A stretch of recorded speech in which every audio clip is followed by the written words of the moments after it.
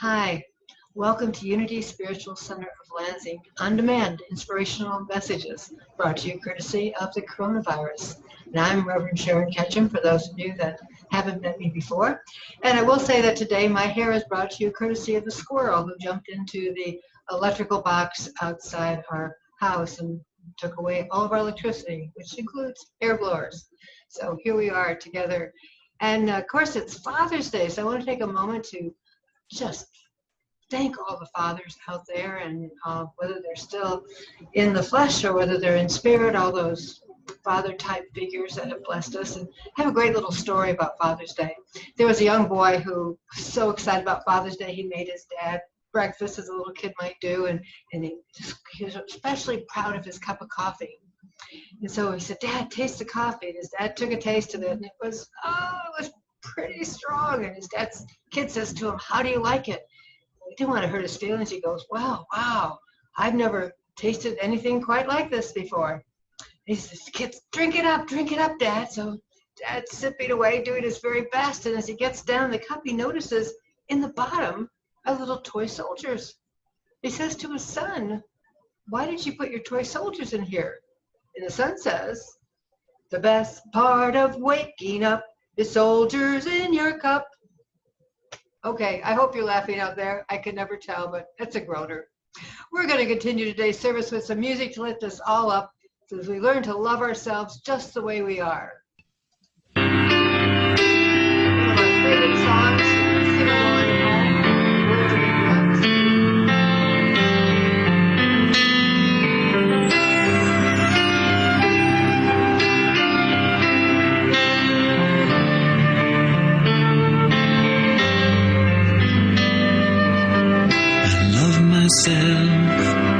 The way I am, there's nothing I need to change. I'll always be the perfect me. There's nothing to rearrange.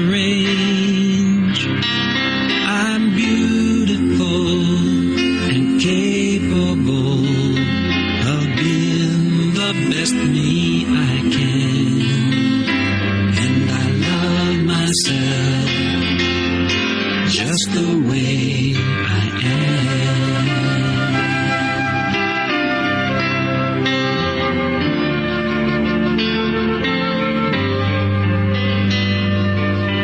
I love you just the way you are. There's nothing you need to do.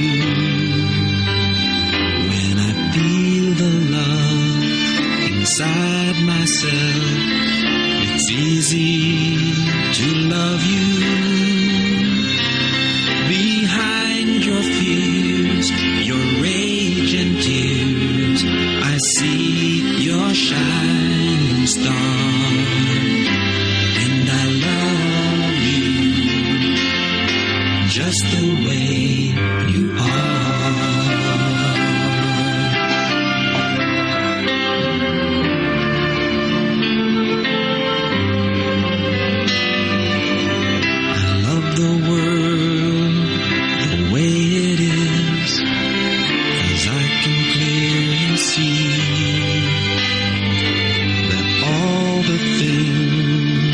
Judge or done by people just like me. So till the birth of peace on earth that only love can bring, I'll help it grow by loving everything.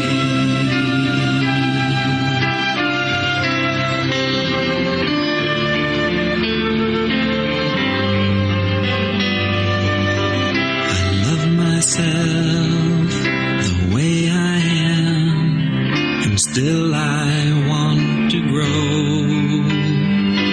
But change outside can only come when deep inside I know I'm beautiful and capable of being the best me I can. And I love my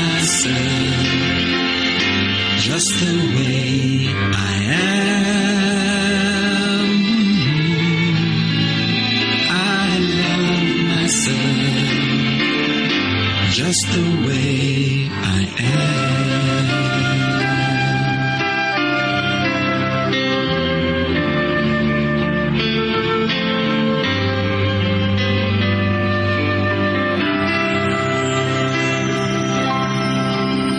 Hope that's true for you this morning, that you can love yourself just the way you are. Well, we are in the second week, inspired by a book called The 5 Invitations, Discovering What Death Can Teach Us About Living Fully. And not to be morbid, but with the COVID pandemic going on, death has certainly been something that has been on all of our minds, consciously or unconsciously. And then on top of that, with the murder of George Floyd and the different demonstrations and protests, again, we're talking about death. It's a subject we don't talk about very often, and to really understand that the idea of death looming in front of all of us can really help us learn how to live life. So last week we talked about the first invitation, which was simply don't wait. Don't wait until everything is perfect. Don't wait until such and such. When we live with an attitude of not waiting to do it now, that now is a great time to do it. It may not be perfect, but it's perfect because it's now. That really allows us to live a life that's fulfilled. And it also means at the end of our life, we won't have regrets for those things that we didn't do. We didn't know we only had so much time left. Today, the second invitation is welcome everything, push nothing away. Wow, talk about being vulnerable, to welcome everything. I mean, let's face it, it's a little hard maybe to welcome this pandemic that we're in. It's a little hard maybe to just welcome not being able to be physically with our families and with our friends. It's this is a really huge thing for us to move through. So welcome everything. Let's look at the word welcome. We have this idea about welcoming everything, pushing nothing away. I kind of liken it to a doorway. We could have a doorway where there's a cutout, and only those things that fit through the cutout could get in.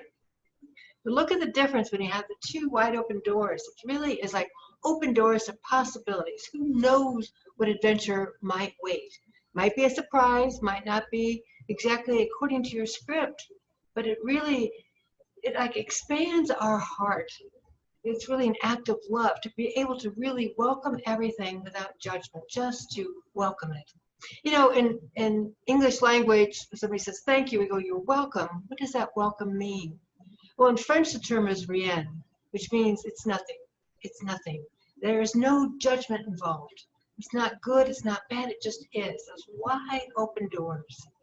And for me, when I look at that picture with those two wide open doors, I can feel my heart become more spacious. It's kind of scary, because who knows that's a really big opening to let in. It's also exciting because it lends itself to just so many possibilities coming into our life.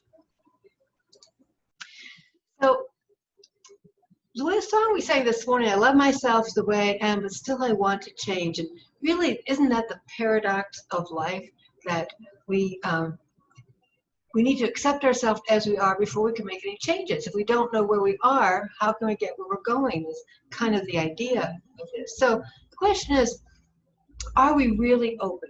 Can we be open to everything? Can we really be open? I mean, I know myself, some things come up, I can feel myself get a little tight across the shoulders, my heart closes down a little bit, I'm a little resistant, I don't like things that way, kind of uncomfortable. But when we are open, not only does our heart open, but our mind becomes so teachable.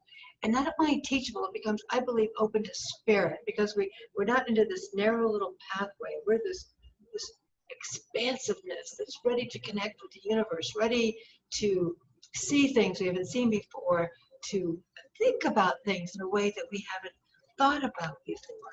It's really an invitation to openness. So think about it. How open are you? I think I have another slide up here I want to share with you after this.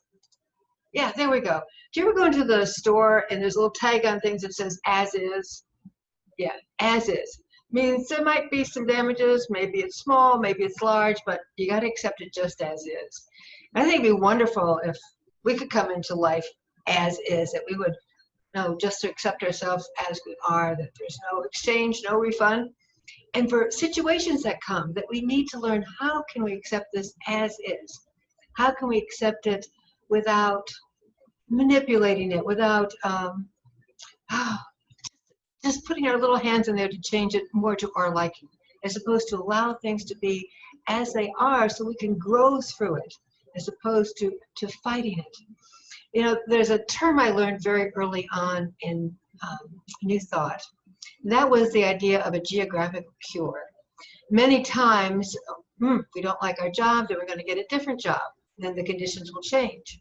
Or we may not like our partner, and so we go through a divorce or separation, or maybe even move to a whole different town. This geographical cure. If we change the outside, everything will be okay. But one of the first lessons you find out in New Thought is that you may change the outside, but the problem doesn't go away. It just shows up with a new name. I am amazed how the same, if there's a problem personality in your life now, no matter what you do, that same problem will show up with somebody else's name and face. It still shows up in your life. Life continually is giving us this invitation to welcome everything so that we can grow through it, really work through it. So, another way of thinking about it is looking at, it's a lesson from Buddhism. And I was downstairs and I picked up one of these little glasses. Now, the glass is really remarkable. I love glass. You know, it's made of sand, but we can see through it. Doesn't it do a great job of holding water? Absolutely a great job. You know, if you hold it in the sunlight, you can sometimes see little colors in it. It's got this great little glass in it. But even as I look at this glass, someday, something's going to happen. It's going to drop. The cat's going to knock it off the table, and it's going to be broken. So, welcoming everything as it is knowing this temporariness of life, that this glass, looking at it right now, is already broken. That's part of its life cycle. It is broken. And knowing that someday it's going to be broken, maybe I treat it just a little bit more precious, appreciate it right now in the moment, appreciate the job it can do for me, giving me water to drink or making pretty pictures, colors on the wall when the sun shines through it.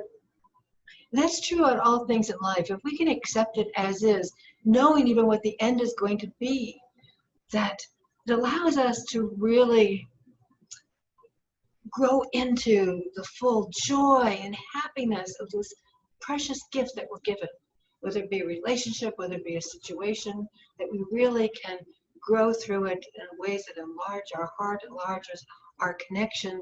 It just allows us to really appreciate the preciousness of life before it's gone, appreciating it right now, in this now moment, if you will. So the idea of as is, I got that slide up there again, as is not a resignation to conditions. Not, oh, well, I just got to put up with it. No, acceptance is about not passing judgment on it. It's about imagining this as a doorway. It's like, you know, if you walk through a woods and nobody's walked through there before, sometimes it's difficult. You have to make a path. There's things you might trip over. There's growth you might have to cut through or move out of your way. But because you're making the path for the first time, you get the choice of all these kinds of possibilities, even though it's difficult. And I guarantee you it's much more interesting than going on the path that everybody's gone on, or maybe the path that is paved that just seems, it just seems so easy and perfect that way. When we accept things as is, we get to have this great adventure. And, you know, it's not always according to our script, but it's always according to our soul's growth, what we need to learn in life. When you think about it, the idea of being a human in this life experience, it's not to go down some kind of perfect path. It's like there's secret codes and we got to find out exactly the things you're supposed to do in life. I believe the reason we get to have this human experience so that we can experience all of what it means to be human. Sometimes it's sadness and grief. Sometimes it's joy and just exuberation over everything that's happening. It's like being open to a buffet. You know, if if you only ate a couple of things, you don't like a lot of different kinds of foods, you were very conservative, and all of a sudden there's this buffet and you still only stuck to those couple of things that you like to eat, you wouldn't really get the gift of all the different nutritions, all the different flavors, all the different joys that you might find in this buffet. The same way with life. There is such a buffet of feelings and thinkings and explorations and times to trip and fall and times to get up again and feel triumphant. And the more times that we try something new, whether we make a success of it or not, we grow in confidence and we grow in knowing who we are as a person. And it's just, that's the gift of being human, of having this human experiences.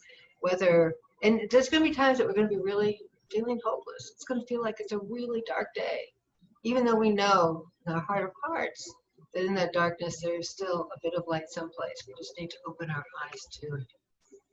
There was a man who worked his living was putting up telephone poles, and in a telephone poles. And telephone poles are about 40 feet high. And can you imagine you got this hole digging and you put this telephone pole in. But sometimes you miss, or sometimes you don't get it on all the way, and the telephone pole could fall. Now, if this telephone pole fell on you, it would break your back. So this man who did this for a living said the safest place to be when the telephone pole falls is as close as you can to the telephone pole. If you can, grasp the telephone pole, because then you're safe. It's not going to fall on you. You can be on top of it, you know which way that it's going. And really, that's a great analogy for life, that when something is happening, something is coming down, we try to resist it, try to run away from it. As we do that, we really increase the amount of harm and damage that the situation can do for us. Even though it's our instinct to run away, even though we think if we get away from it, it didn't really happen, or it's not going to happen if I can get far enough away. But if we grasp it, then we get to know which direction it's going in. We get to go with the flow, as opposed to trying to escape the flow, which, I mean, life is flow. We're never going to escape that. And, you know, and that reminder, when we're talking about life itself, that life has no opposite. This is all life. Death has an opposite, it's birth. Birth and death have opposites, but life does not have an opposite. Life is what is happening to us. And life also is this quality of being eternal. We may not be eternal in the flesh as we see ourselves as humans, but the spiritual aspect of life, the whole energy of life, is something without beginning or without end. I think as we go through life, what's really important is that we allow on-ramps for experiences. Shut doors, or doors that have cutouts that only allow certain experiences into our life. We keep that door shut to anything unknown. It just really limits us from having the full human experience. But we allow on-ramps, just like, think if there was a highway and there's no on-ramp, you could never get on to enjoy the ride. Same way it is with being human. We need to have those on-ramp of experiences. Things that are new, things that are untried, things that are just what our soul is calling for. Oh, excuse me. Learned a new word this week, derecho. Have you ever heard of derecho? Well, derecho is this incredible thunderstorm. It's huge. It can be 10 miles wide and hundreds of miles long. It has winds that go 50 to 100 miles per hour. It's just this huge kind of storm. And if you think about it, I need some water from that wonderful glass that's doing its good job.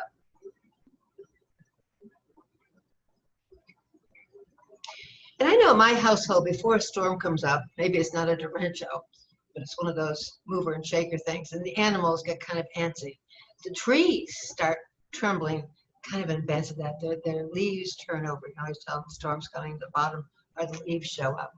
And I think the same thing happens in our lives, that when we are being fully human, as awake as we can be, we sense that there's a change coming.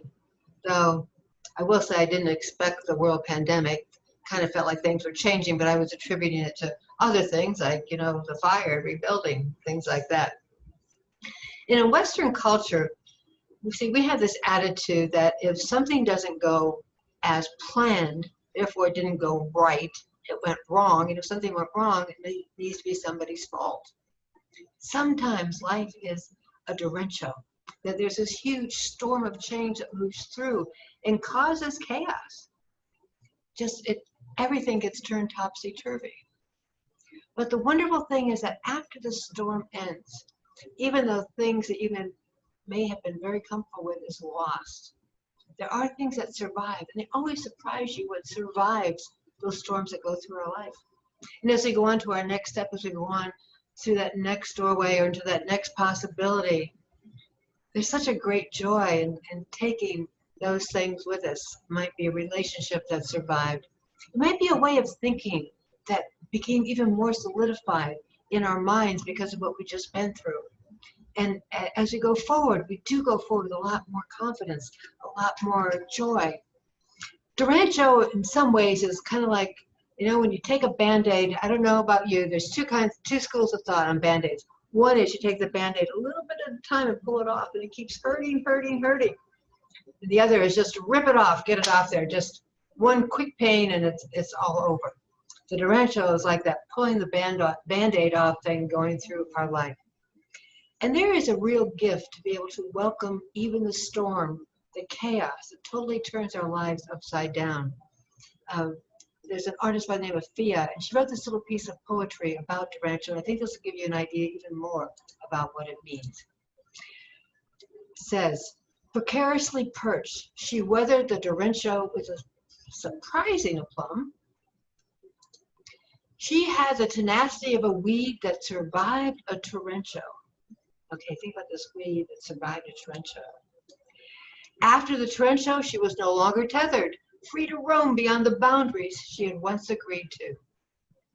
That is so true, that when we survive that cataclysmic, chaotic event in our life, or I might as well put a plural, events in our life, afterwards, our box, even if we still keep a box of safety, it's gotten bigger. We no longer have the old boundaries because our mind has been expanded, our hearts have been expanded into that infinite quality of spirit, that infinite expression that we get to experience as humans in all the different variations. There's a saying popular in Unity Circle, what we resist persists. And that is so true. As I was talking about the geographical cure before, what we resist persists. And there's a teaching likened to it in Buddhism, the idea of dukkha. But basically, if we are experiencing a pain and we resist that pain, that's what causes the suffering. If we resist the pain, then the pain might be physical, it might be emotional, it might be that discomfort of having everything changed. We just don't like it. It just isn't the way we want it to be. But when we resist it, that's what causes our suffering. Think about it. Every time, that is the suffering. The pain isn't necessarily an option we can get rid of, but resistance to it is always our choice. And even those people that work with people with chronic pain, the best way for people to work with it is to breathe and feel into it. So instead of trying to resist it physically, they can actually reduce that pain by breathing into it and feeling it. There's a sense of it outside of your body, but that's another talk. And there's a truth to the idea that there is no letting go until there's a letting in. We will never get through the chaos. We will never get through that disaster. We will never escape the falling telephone pole until we let go of our fear, until we let go of our resistance. We need to let it into our life so we can grow through it. Loving ourselves the way we are. Still we want to grow, we want to change, and this is the way we change. By letting in those experiences, even when they're uncomfortable, and letting in those experiences when they're fun and joyful. Being in that human experience that we really get the juiciness of life for all that it's worth. So a spiritual practice for this week is to let your heart become a welcoming space. Embrace the derecho. Embrace the derecho as it's coming through. Now, you may remember that the title of this talk was Welcoming Everything, Pushing Away Nothing. Well, the pushing away nothing part we're going to deal with in our meditation in the next part of this service, but just to whet your appetite for it, It's about learning to rest in love. Now, when somebody dies, often on their tombstone it says rest in peace. But in life, we need to learn to rest in love. And poet Galway Kinnell says, sometimes it's necessary to reteach a thing its loveliness. And I think for each of us, we sometimes need to be retaught how lovely we are as a human, with all our nooks and crannies, with all our closed doors that we're trying to open, with all our band-aids that we're learning to rip off.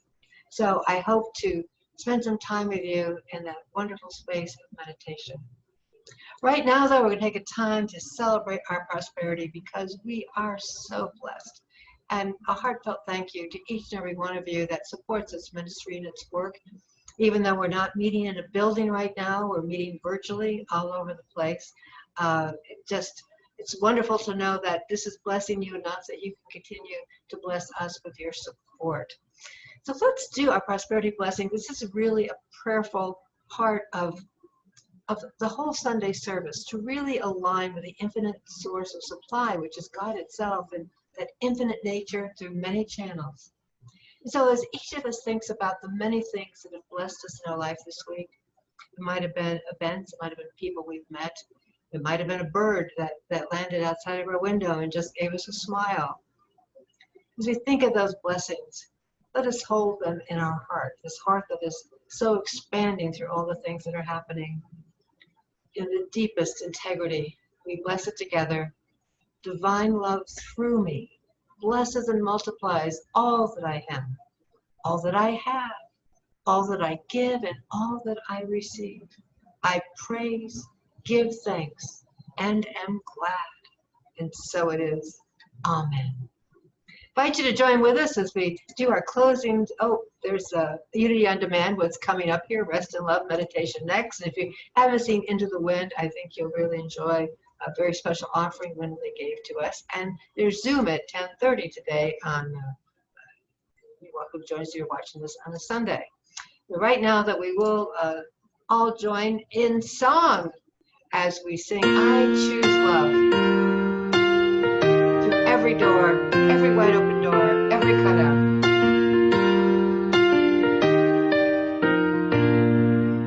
Peace in my life is growing because I choose love.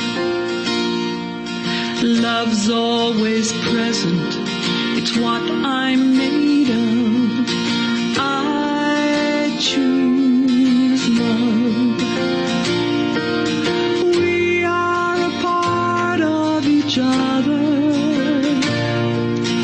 We are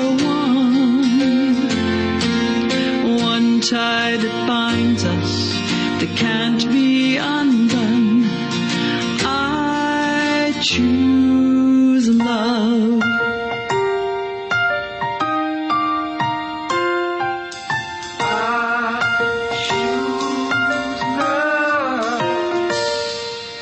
Peace in my family is growing because I choose love. Let love be present, it's what we're made of.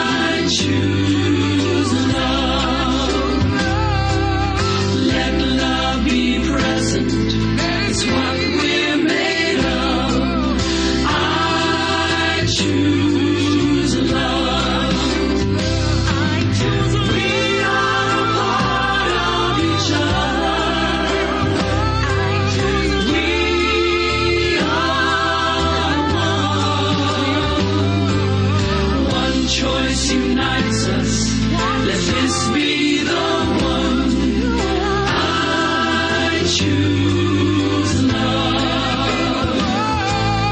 I choose love. I choose.